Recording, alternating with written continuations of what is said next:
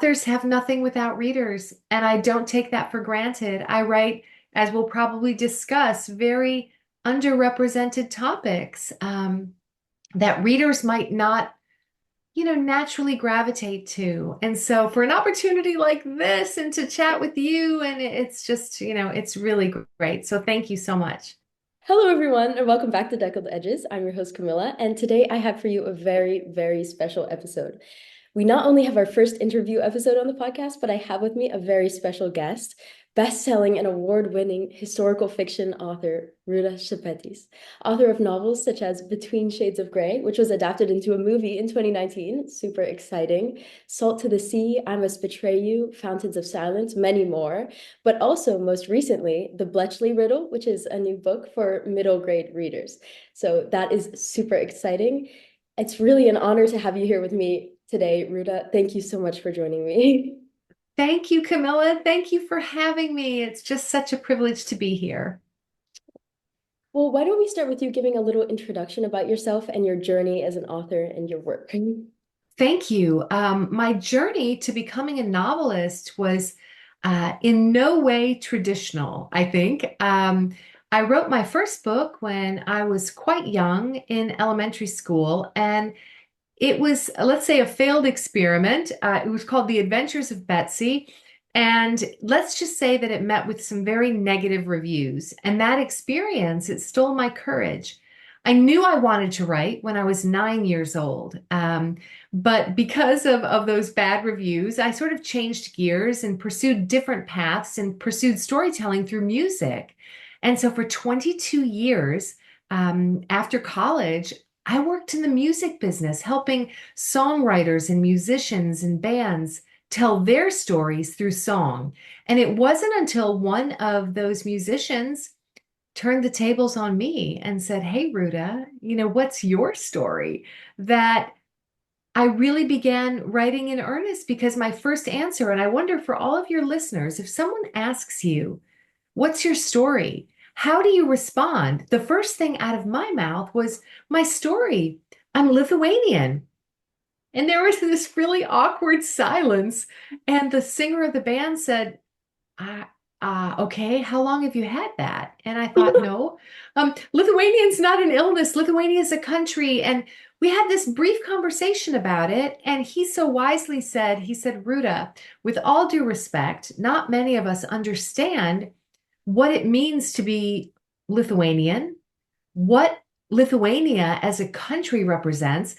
I think you need to find a way to tell your own story." And that led me to writing my first novel, Between Shades of Grey. It was such a transformative moment, this fork in the road that I never saw coming. Wow.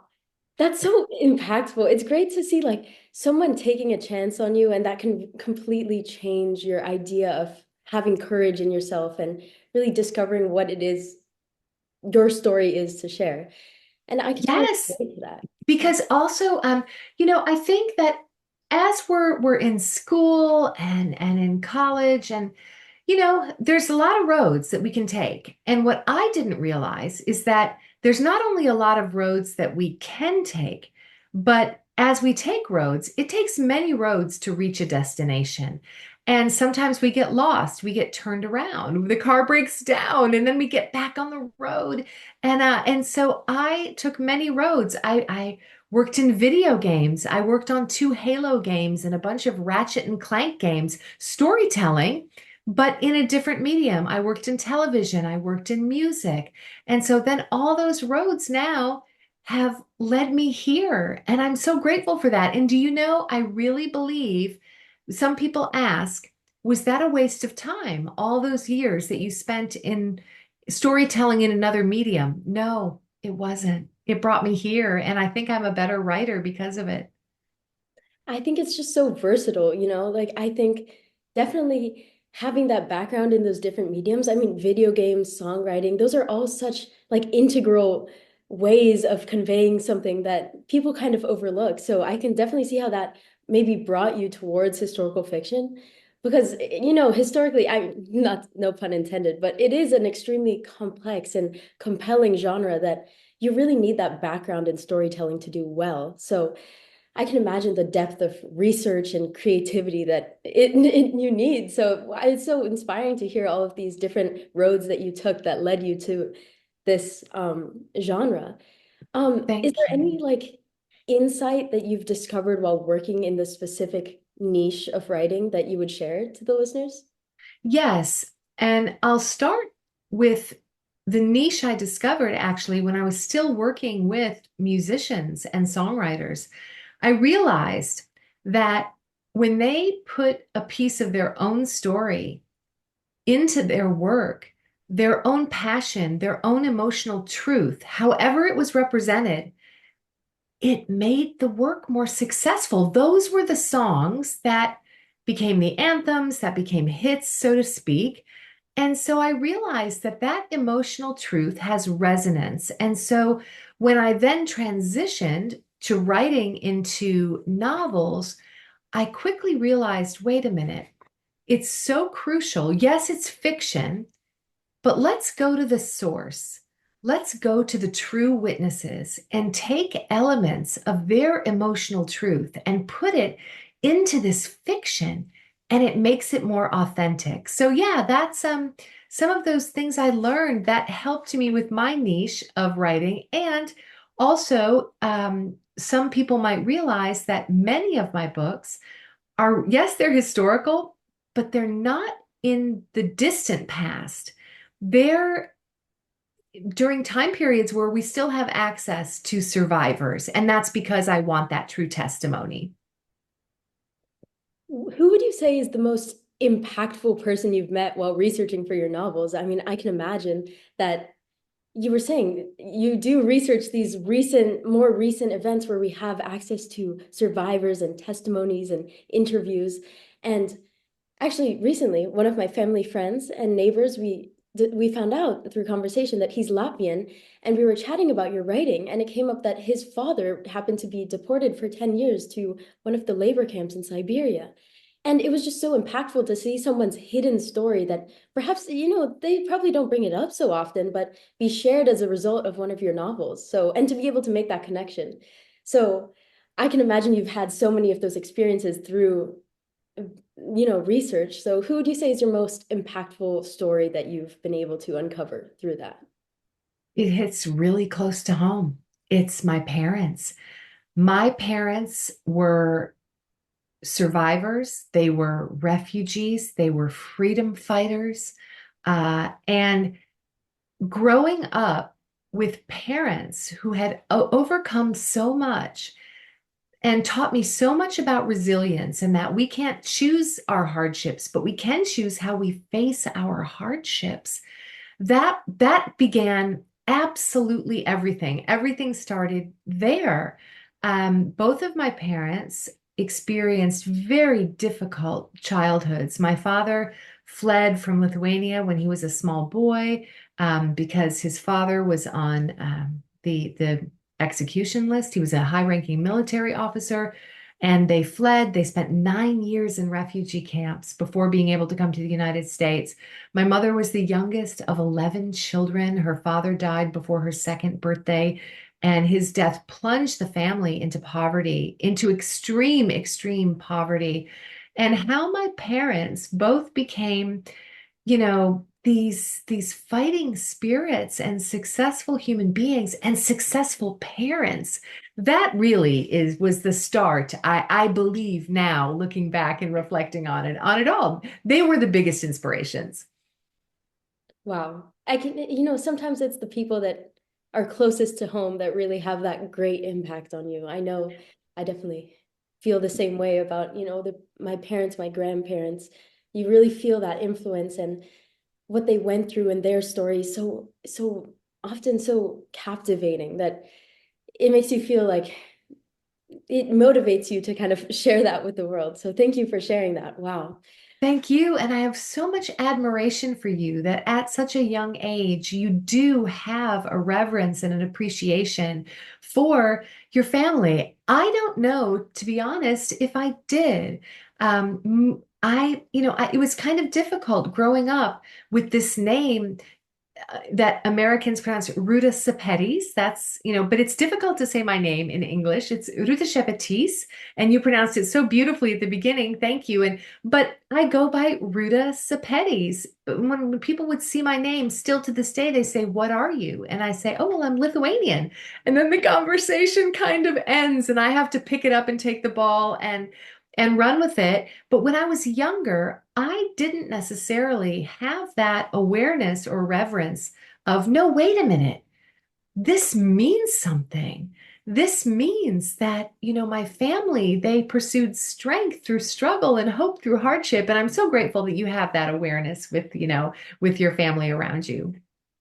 Thank you. I think, you know, it's more so like through reading and through really kind of, well, not really getting to know authors, but through your work, I feel like you convey a part of that definitely through, especially through your novels who have so much kind of influence. You can really tell that you're imbuing your own experiences into these characters and into making them seem very human. I know when I was reading, especially your first novel, Between Shades of Grey, Lena and the struggles that she faced, they felt very real. I mean, I don't know if it was because I kind of resonated as a younger girl and kind of seeing how she had to go through all of these like pivotal moments in her life, so young too.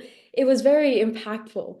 So I guess my next question to you would be, how what aspect of humanity do you most try to pinpoint and capture through your work? I definitely think it would be similar to your previous responses, but I can imagine, having to imagine a character who isn't exactly in your position, doesn't come from the same background as you, but making their struggles feel human. How do you convey that? Oh, well, I convey that by trying to make the characters dimensional, dimensional human beings. We have strengths, but we also have a lot of weaknesses. We have fears, we have hopes and dreams. And that's what makes us human and dimensional instead of just feeling sort of flat. And so I try to imbue that way by even rhythms. When I'm meeting with the true witnesses, I'm not only in my field journal, in my notes, making, taking down notes of where they're getting emotional and what they're describing, but also how they're moving and their expressions. And I feel that, history, there's so much detail in history. But I have a theory that feelings stay with us longer than facts. And if I can express those feelings, then that is something that will help me convey what I'm writing about.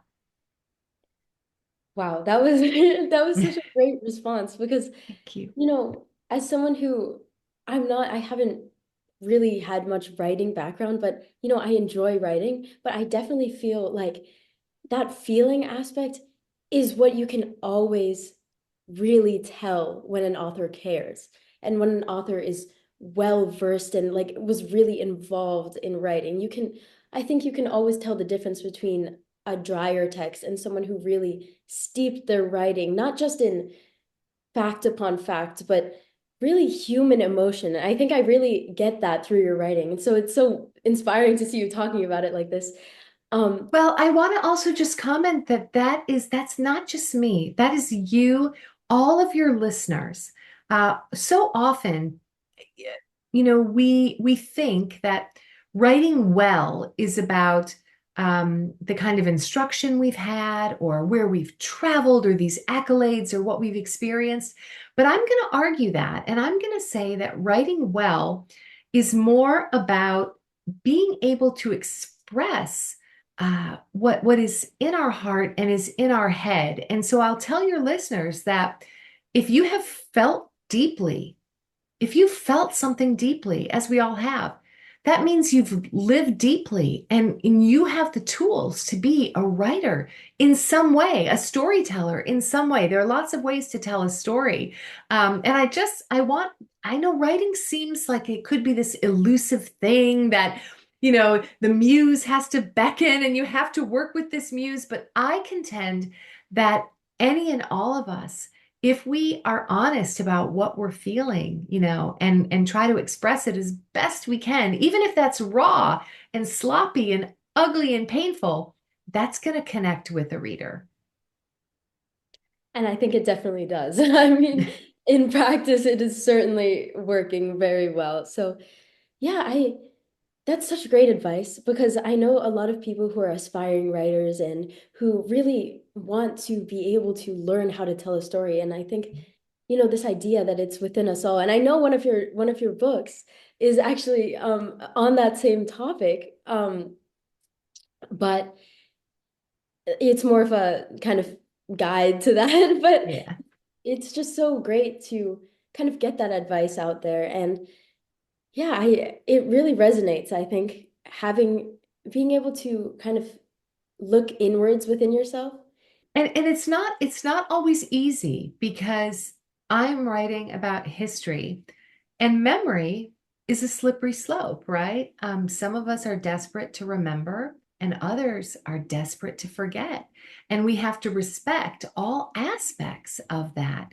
When I meet someone, and this is something I learned when writing Between Shades of Grey, I had no experience interviewing people, let alone true witnesses and survivors and family members of victims, that in putting together the questions to elicit the best of memory, we don't interrogate people and don't ask answers that are sort of yes and no questions, which obviously as a host.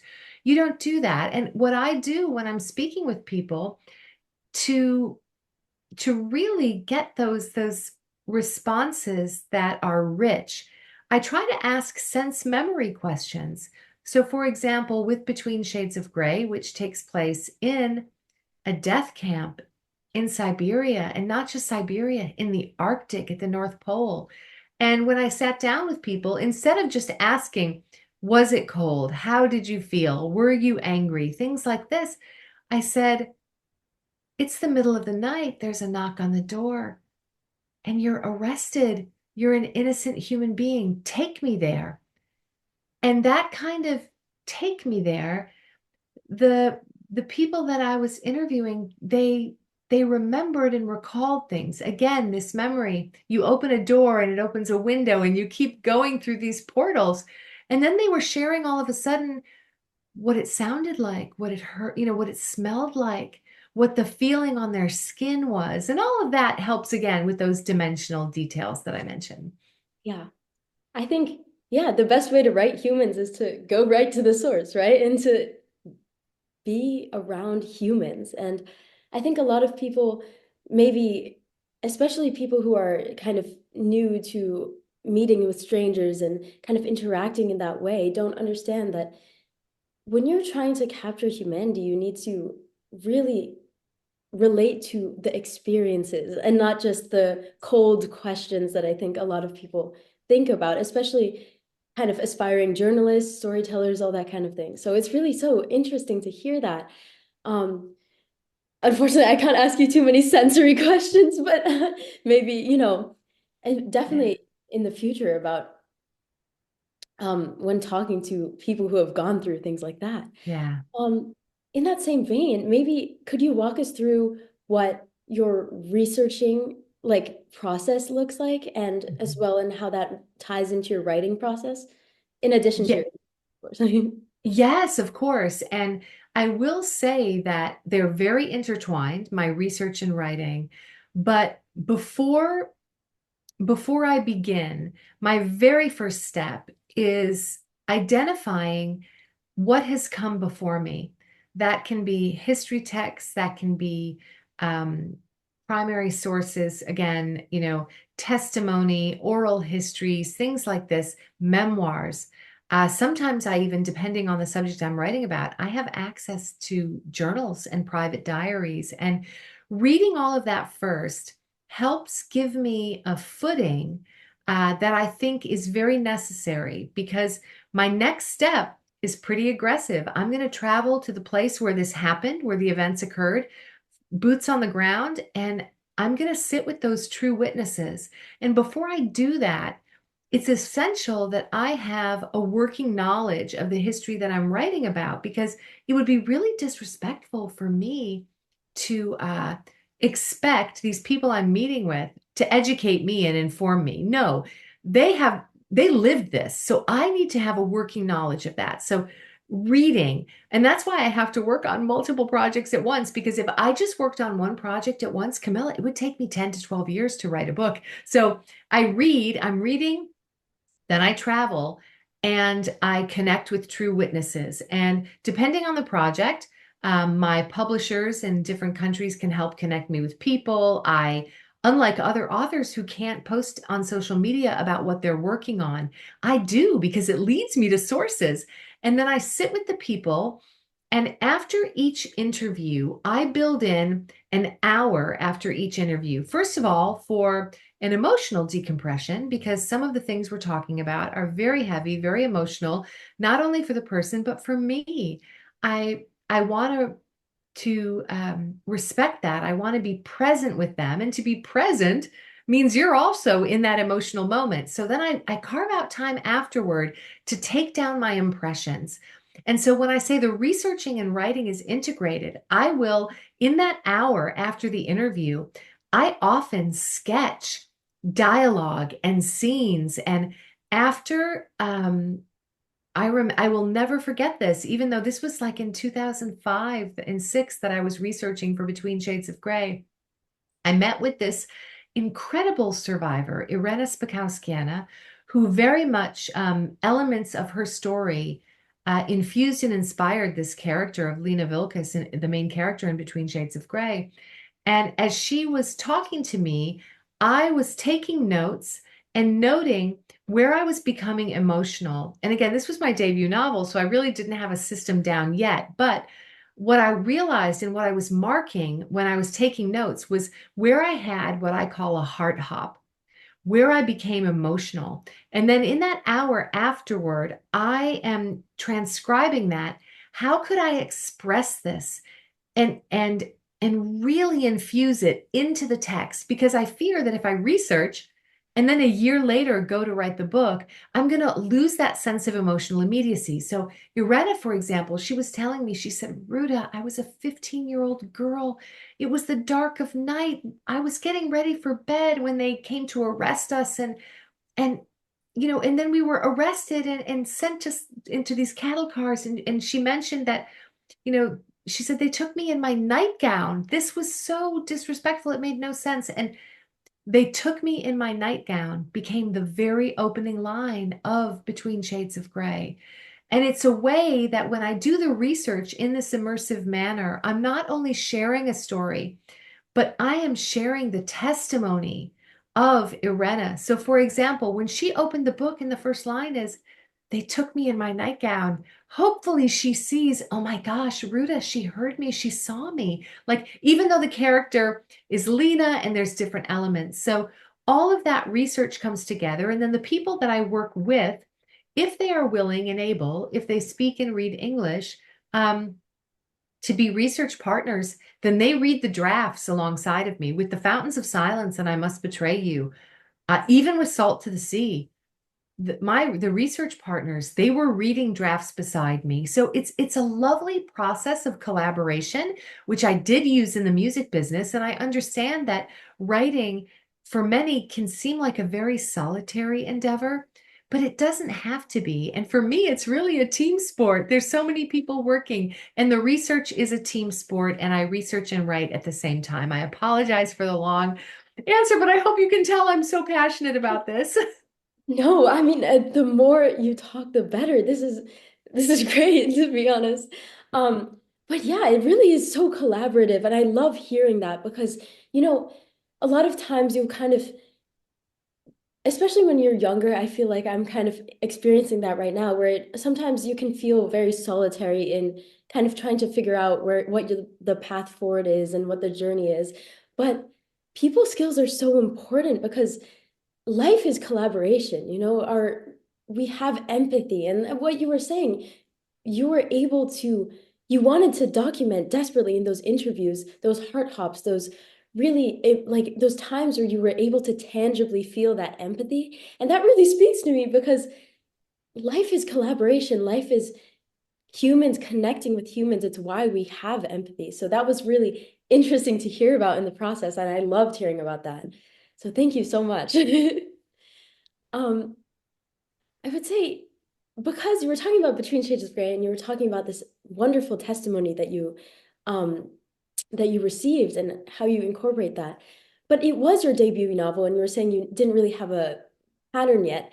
How do you feel your writing has evolved since then? Like what new pathways are you going down as a more established author, would you say? Oh, what a great question. Thank you, because it does evolve and it does change. And I will say that I imagined that once I published my first book, it would actually become easier, right? You know what you now, what you didn't know before. But honestly, it hasn't because I think I feel more of a sense of responsibility. And now that I have, if and I forgive me if this sounds precious, but to say that I have a readership and I know I have readers who will come to my books, I don't want to let them down. And I think very deeply when I first wrote Between Shades of Grey, I really wanted to capture the history and the story, which of course is my first goal always.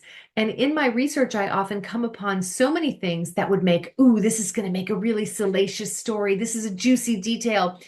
But that might serve the story, but it doesn't serve the history. I need to serve the history, but in the same breath, I want to serve the readers to sometimes to provide an understanding that's easy to grasp, that's compelling, that will keep them turning the pages. As you can imagine, if I spend 5 to 7 years just researching a book, there's so much detail that's in my head that my first drafts are complete info dumps. And now when I go back, knowing and having feedback from readers, which is so important. And I understand that that's something that is particular to me. I have friends who are authors who say, no, don't worry about the reader, don't think about the reader. But I do because I get so much thoughtful and introspective feedback from the reader. So now I'm not only balancing the research but I'm thinking about the reader. I'm thinking about those witnesses and their testimonies. So now the weave that I'm doing and the braiding that I'm doing, I think now is much more complex than what it was when I just set out in the beginning and said, I just want to tell this story. But that's okay because there are readers who tell me, "Oh, your writing is the same. I could find a book on the street, and if it didn't have the cover, I would know it's your writing." And I wouldn't say that's my writing style. It might be my lack of style, if you will. Short sentences, short chapters, an economy of phrasing. How can I express something in fewer words?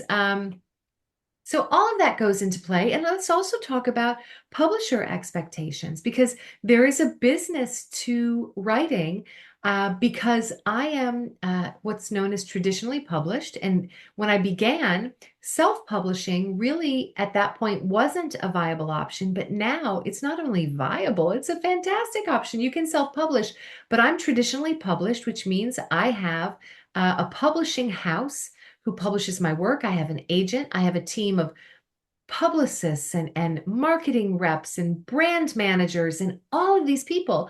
And when I wrote Between Shades of Grey, I didn't have any of that. I didn't have a brand, right? I just had, my heart. And fortunately, though, the people that I've worked with have said, that's okay, Ruta. We'll build a brand around your heart and what you're trying to do. So there's just a lot more cooks in the kitchen now.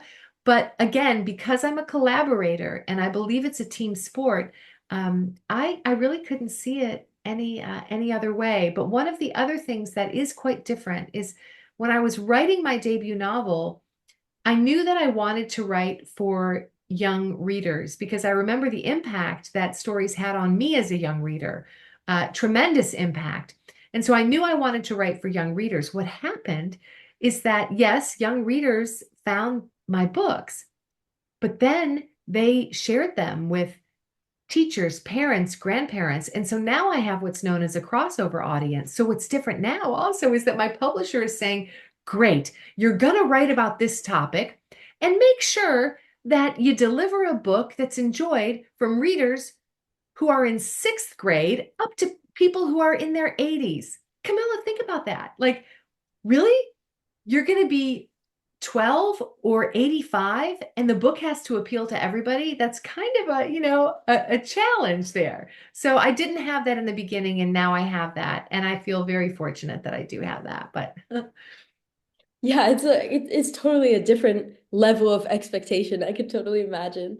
you Um, summed it up. I should have just said that. I should have no, said, that's what's the difference? It's a different level of expectation. Yes, you're brilliant. Exactly. but it's definitely I think there's a merit to both fields, because when you are starting out, you have these people around you, but you're also kind of almost more alone in a sense because you don't have that kind of push and pull of the feedback of the audience. But I guess since you're in the business of telling stories, like you were saying, like you have this responsibility to tell this compelling story, but you also have more people. And I guess when you're trying to be a story or when you are a storyteller, sorry, when you are a storyteller, the more stories, the more input that you have available to you, the better. So I think that's really lovely that, obviously I think there is the pitfall of having that expectation on you.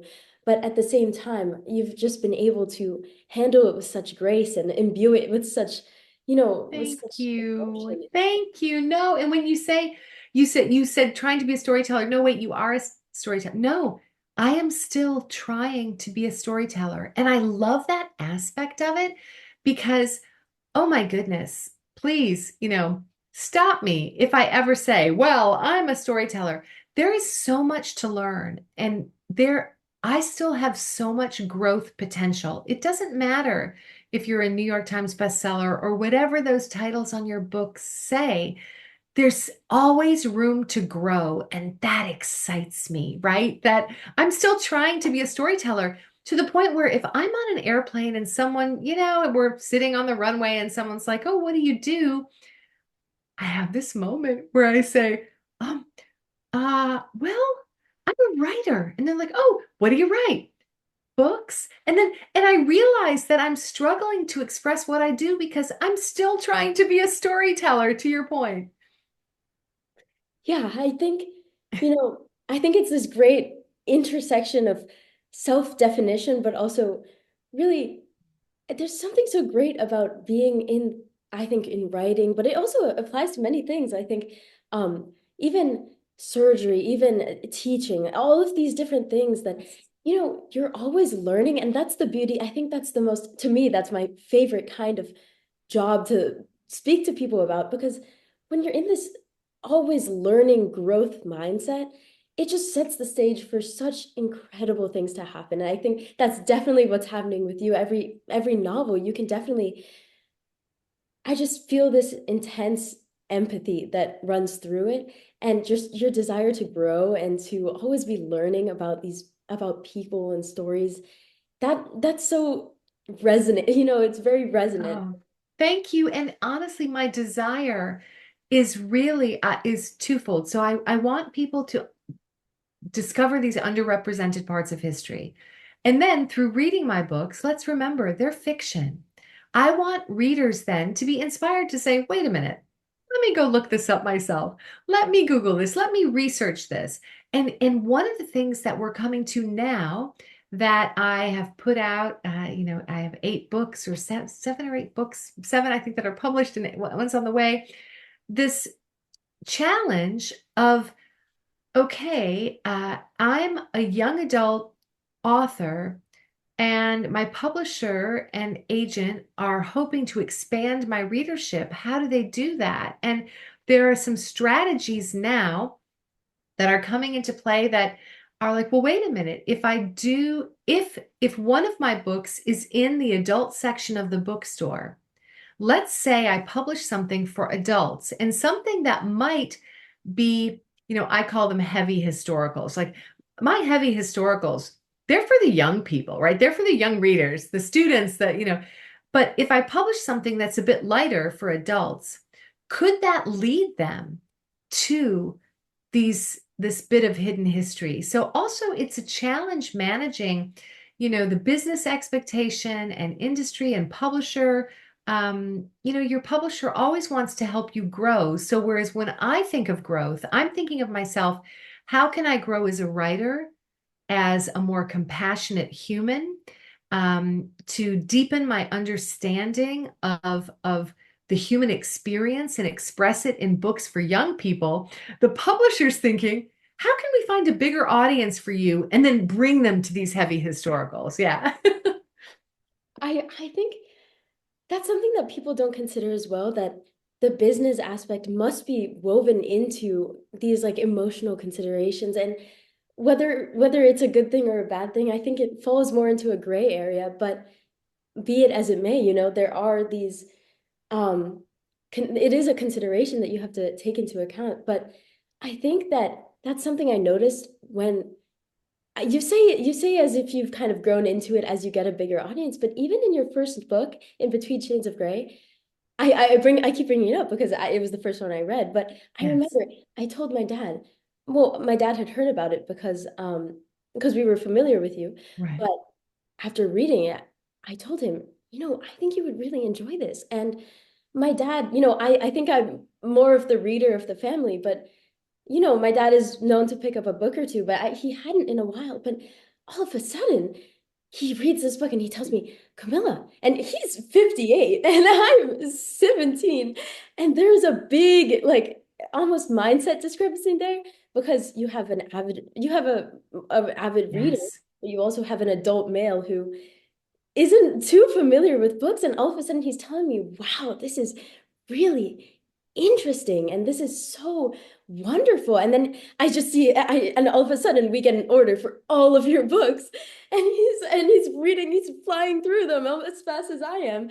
And it's just so wonderful. And I think you and your publishers have definitely accomplished your goal of reaching this audience, because it is impactful, no matter how concise or certain phrasing may be. It's not necessarily what I would say a dense novel, but the stories are so poignant that it is, from a reader perspective, they are very, very just effusive and they're relatable to so many people. So It's thank what you. we need to do. We need to make the history human. We need to, to share our stories. I'm such a big believer that knowledge of story facilitates human understanding. When we understand the story of our neighbors, of people in our family, it helps us relate to them better. And as you said previously, allows us to use our gifts of empathy and compassion to look through someone else's eyes and consider their hearts. And how powerful that can be when that is a multi-generational thing.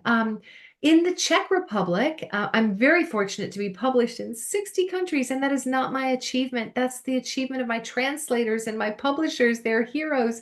Um, but in the Czech Republic, when I went there, all of the messaging and everything was, this is the family author. And I didn't quite understand. And I said, what does that mean that I'm a family author? In the United States, I'm an author of historical fiction.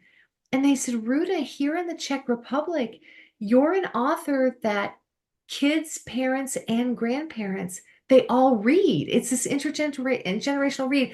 And this is not something that was by design or a brand strategy. Goodness, no. But to hear that that's exactly what happened with your own father, it means so much to me because I don't know, it allows us to connect in new and different ways. And your father has a different perspective, a different experience than you do. You read the same book. And again, this is the beauty of book clubs and shared reads, and especially what I found, sometimes my books are chosen as, let's say, an all community read. So readers in a community or a city, an all city read, they read the same book. And when I do those events, it is so powerful because we have readers not only from different generations, but maybe whose families stood on opposite sides during the wars and during the conflicts that I'm describing. Yet here we are, all in the auditorium together. And I stand on stage and I literally get chills because I think history divided us, but through reading, we can be united in story and study and remembrance.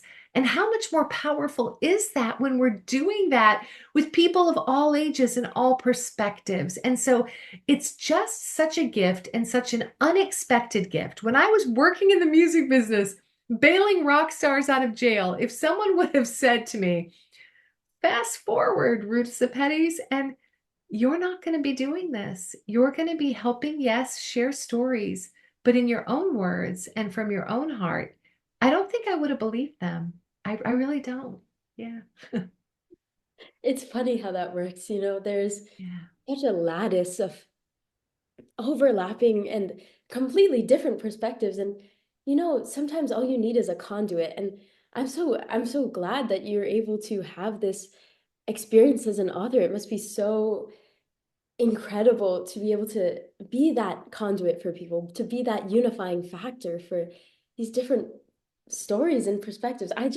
I love storytelling, and having read all my life, this is why I kind of decided to create this podcast, because I want to share my thoughts, but I also want to hear other people's thoughts, and I want to share the perspective of you as well, like the authors who I'm talking about, and they'll have a completely different.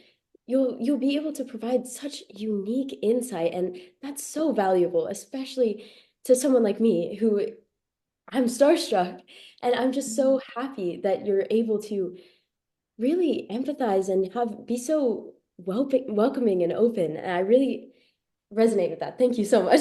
But we're in this together, right? Reading really is a creative partnership. An author provides words and text, and as the reader creates the characters in their head and heart. The reader's the one who's controlling the faders on the emotional meters and amplifying everything. So it really truly, unlike a movie where they show us the character, they show us the setting. In a TV show, they play music to kind of amplify the emotion.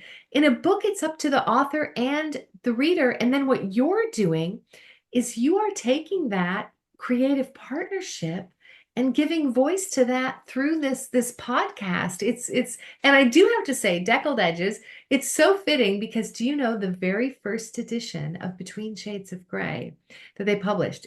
It has deckled edges. It means so much to me. It's so cool that that's what your podcast is called. That is so cool. I chose it, and my audience is like it's mostly people from my school, and varying levels of readers. So I wasn't sure how much it would people how many people would understand that. But wow, that's awesome. I'm a fan, as you can tell. I'm a very big fan of the And think about it. Why are we fans of deckled edges? Because, you know, they're imperfect. They're a bit rough, right? They're more raw. And I think it really represents everything about the human experience that really, we're perfect in our imperfection, and something can be beautiful when it is a bit raw, a bit, rough around the edges. I find that. So that's why I love deckled edges. I would venture to say they have more character than the Yes. steel cut and lovely. But anyway, Even though I do have to say now, because I've been on tour, I was in 18 states over October on tour for my latest book, The Bletchley Riddle. And when I was going into bookstores, I'm seeing these incredible spine designs where the not only the spine, I guess, but the pages are sprayed and they're cut, and there's now the end paper there, it's really gorgeous the way that they're designing books, but they're not deckled. It's very it's very intentional and it's very stylized, whereas I would think, to your point, that deckled edges have more character. I think so too, but I also love when I love personally, I don't know how much of a role that the author plays in the cover and the jacket design, but I love when people have fun with their books because books, some people make the argument that they're becoming obsolete in favor of the ebook, and I wholeheartedly disagree. There's so much value to having a physical object, it is like in and of itself, it's an experience. You're opening the page for the first time. And I love when authors have fun with that. I love when just designers, it's this whole collaborative process to, create and like amplify that experience beyond just the words on the page. So I think that's so cool. Um, Well, and it's so apropos of you to say that you don't know how much authors have you know, collaboration in that. Actually, we have minimal collaboration. We have consultation. Now, granted, if you're J.K. Rowling or you're Stephen King, you can probably collaborate on anything that you want. But for most of us, we have consultation. So the publishers work so hard. They have designers who are so brilliant. They have researchers and people who are in brand concept and looking at color, different color palettes and the psychology of color and what represents an emotion and things like that. And so they work very hard to come up with these really, really compelling designs. And then they show them to the author. And for Between Shades of Grey, the cover was done and they said, this is the cover. And fortunately, the hardcover of Between Shades of Grey, it's a very minimal design. It's this bloom coming out of the snow that represents the force of life and the power of love with barbed wire around the edges, amidst occupation, but they said, this is your cover. And fortunately, I loved it. But then as you go on, they will consult you. Now, overseas, the publishers often they like to create their own covers and also their own titles, which are very different. So, for example, Between Shades of Grey, in Germany, it's not called Between Shades of Grey, it's called The Invincible Summer Inside of Me. In Portugal, it's called The Long Winter. I'm thinking of some of these different titles. In Italy, where it's not published for students, they think it's very dark and a bit sad. It's only published for adults, and they gave it a very poetic title. It's called They Even Turned Off the Moon. They took everything from us, but they even turned off the moon. And so I have all of these different titles, all of these different covers. And again, same text, same history is inside the book. But again, this reader interpretation, which I just love and fascinates me, and different countries see different parts of history in their own unique way. For example, Spain, it's a story of patriotism. In France, Between Shades of Grey is a story of identity. And so these different interpretations are reflected on the cover. And I first learned that, I remember when I was in Lithuania in my father's home country and I saw a book and I said, "Oh, that looks like interesting. That looks like Harry Potter." And they said, "It is Harry Potter." And I said, "Really?" But it has a different cover and a different title. And they said, "Yeah." So I think that's fascinating, that interpretation. I think that's something that I never really thought about because, when your book gets translated, there's languages have this interesting I love linguistics too. I think it's so fascinating because the way that you perceive the world is so influenced by language. And Yeah. when you were saying those titles, they're so poet almost all of them are just so poetic, but they capture the book in different ways. And I love knowing that these different national perspectives are impacted by, the values of the nation, the values of the readers, the culture. I think that's so beautiful. And it must be even better to be able to see that as an author because it's your writing, but you're seeing it almost take on a different, like put on a different cloak, and I think that's lovely. That's so cool. I agree. I agree with you. I agree with you. And how lucky I am, Camilla, to have these publishing partners now in 60 countries who are helping me give voice to people who never had a chance to tell their story. Yeah, and that's wonderful. I think, wow, that's such a cool anecdote, and it's something that you never get to hear, especially um.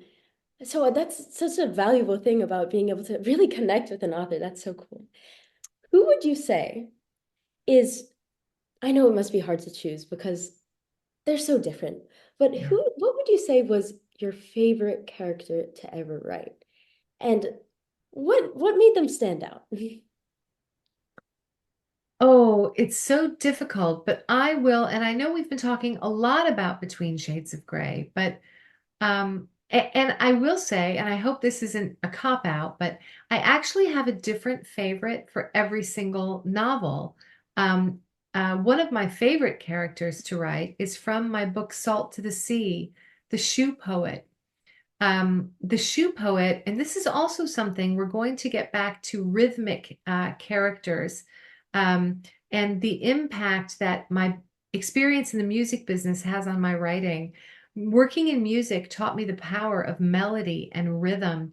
And, your listeners might not remember one thing we say, on this podcast, but they might hear a song that they haven't heard in 5 years and they can sing every word to that song. And that's because melody and rhythm are powerful. And one of my favorite characters to write was this character of the shoe poet, an elderly man amidst this evacuation who boards a ship that he believes is bound for freedom. But how do we protect all that we love from an enemy we can't see? And this character of the shoe poet has not only a deeper experience, a higher experience, but a higher self. He's been through so much and he sees and feels what's coming. And whether that was because of everybody I had interviewed and that one of my own family members had passage on this doomed ship, um, I loved writing that character. I loved writing the character of Kretsky from Between Shades of Grey, the Soviet guard who, um, this he was he imprisoned himself? Characters that ask questions of the reader. I love these kinds of characters. Rafa in Fountains of Silence, Puri, Purificación in Fountains of Silence, characters that ask questions of me as the writer when I'm writing them, and then of the reader. Oftentimes, I will say the main characters, Lena in Between Shades of Grey, Josie in Out of the Easy, Joanna, Florian in Salt to the Sea, and certainly Anna in Fountains and Christian Florescu in I Must Betray You. These are characters, these main characters, primary characters. I write those characters, I think, in reflecting on my work, as people that I wish I could be like. People say, "Oh, are you your main characters?" I wish. These these incredible they're built from humans that I met with who are courageous and compassionate and deep and complex and flawed and real and deckled, as we would say, these deckled characters that I wish that I could be like in terms of courage and fortitude. But I find that my favorite characters to write are the ones who really, even Alfred in my book, Salt to the Sea, who is this Nazi sailor, so conflicted, so complex. And I don't know, is that if I really look at myself, is writing a self-examination? Am I like what's really going on here? But that's why I like those characters because they make me think deeply, not only into the subject, into the writing, but also into myself. I think that's so true. I think this complexity that you portray, and a lot of your characters, they embody the best of humanity in the worst conditions possible. And I think that the best of humanity, when I say that, I don't mean that they're perfect. They're not Mary Sue's by any means. I think that's the kind of the best thing about reading your books because these characters, they have facets because like you said, you built real people into them. They are real to the reader, to you. They're reflections of humans, of humanity, and you capture that so well. But I also think you know, being these portrayals of humans, being the best version of humanity includes that gray area. It includes just these mental conflicts, mental struggles that when you're faced with these situations that are often horrible, horrifying, like you said, they took her in her nightgown, but the way that they respond to them, the connections that they make, I think that's one of my favorite parts, the connections that your characters make with each other, because not only do we get to see these like amalgamations of humanity, but we also get to see how two different amalgamations of humanity get to interact with one another. And it just kind of adds this layer of humanity to your novels that I don't know if you're aware, but it really makes for a lovely, lovely and true portrayal. It feels real and it feels human. And But that's the kind of connection that we're having right now. And that's why I know a lot of authors say, no, I don't want to do school visits anymore. I'm not going to go on the road and I'm not going to do events. But if we don't, are we missing out on this chance? You said something tonight that really, it just was, is this moment for me when you said the definition of self. And you've said so many things this evening that I'm reflecting on, that I'm thinking, wow, yes. And it's this exchange. That's why I say it's a creative partnership. We're working together. And I understand that, yes, some incredible art is created through solitude. And I'm a massive introvert. I recharge when I'm alone. I feel at my creative best when I'm really alone. I'm one of those people who could live for a month in silence, but the joy and the richness, the inspiration, the ideas, it really does. It comes from this exchange. And as you said, the gray, even this character of Kretzky, showing kindness amidst an atmosphere of cruelty. These juxtapositions, I think, are so crucial to the art of storytelling. And when I say storytelling, I mean broadly in photography, in music, in those are a song is a story. And you need these juxtapositions, these opposing forces in music, major and minor. In a painting, it's a color variation. And those juxtapositions which are, essential to the human experience, I think. That's what happens. And that's what you're doing on this podcast and why I'm so grateful that you invited me on. I'm so grateful to have you. But yes, this yin and yang, it's this timeless concept that will never go out. It will never, I think it's inseparable from art. And like you were saying, like when you are attempting to convey a story, when you do convey a story, you weave. And that's something that you said earlier that really stuck with me. You're weaving together these contrasts, these juxtapositions, these highs and these lows. And I think that being such a central concept to life in general, not just humans, but we see the river. We see how, some fish will swim upstream, but the river will flow downstream. Like there's so many little observations in life that you begin to see a pattern. The best thing about humans, I believe, I think, is our pattern recognition. Like you said, we recognize rhythms, we recognize people, faces, we see faces where they're not faces, we see connection where there isn't connection. And I think to be able to capture that in art, like you were saying, paintings, music, but also writing, I think that's the truest form of being able to preserve life. So I love to see that, and I love to hear you talk about it so passionately.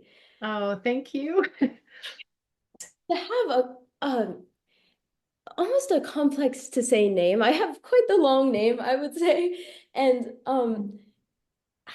having that be such like your name is such an important part of you, and sometimes having people seeing how different people pronounce it, even if it's incorrect or even if it's wrong, I think it's so interesting because it is your first impression of someone beyond their face. Like even before you meet them, sometimes you'll see someone's name and you'll make conclusions about them. And I just think that's so interesting how each part of us really affects our perception of others. So And our name, I mean, that's our origin story. That might be one of our very earliest stories. Why we're named, what is the story behind our name? for everybody that there is a story. And even when people say, "Oh, there is no story," but then they tell me, "Oh, my mom named me after the nurse who helped deliver," but that's a story. There is a story, and that also plays into our identity, doesn't it?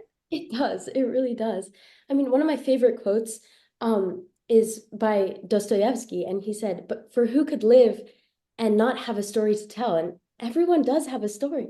No matter, some people will come to me and say, "I'm really struggling writing my college essays. I don't know what to write about. I don't feel like I have, you know, a hook or a story." And you don't really need a hook because by living, you have an experience and you have a story. So I think that's something that you really value and I admire so much in you. I do. I mean, this mantra of write what you know, right? There's this mantra in the publishing industry when it comes to well, to fiction and nonfiction, but write what you know. What if we challenge that and say, write what you feel? Sometimes what we know, you know, as I get older, you know what I know? There is so much that I don't know. It's this interesting thing. The more books I write, the more I research, the older I get, I realize there is so much more. There's so much that I need to know, and I'm less sure. But what I am sure of is that our sharing of stories and sharing our feelings helps us better relate to people, and it bridges the widths between us. And during a time, when we might feel division is very palpable between us, when we share our stories and share our feelings in an essay, all of a sudden the world becomes less lonely. And we might feel, I definitely felt this when writing my first book. And even my family said, "You're going to write about the Lithuanian experience. No one knows about that, and no one's going to be able to relate to it." People did. They found these common themes of resilience, of fortitude, of, I don't know, just like I said, finding that strength through struggle. But then what it did was, growing up, I felt so alone as a Lithuanian American. Do you know now on tour, when I mentioned these 18 states that I was in, do you know there were Lithuanians who came out to my events, Camilla, in every single state? Like, I began this journey thinking that I was going to, help others tell their story. And what it's ended up doing is that it's led me to my own story. These people who have come out, some of them, they don't know me, but they're Lithuanian, and we feel this connection. But then other people have come out and said, "Could you be the granddaughter of?" They've brought pictures to my events of my grandparents. There have been people who have come to my events who said, "I think I was in the refugee camp with your dad."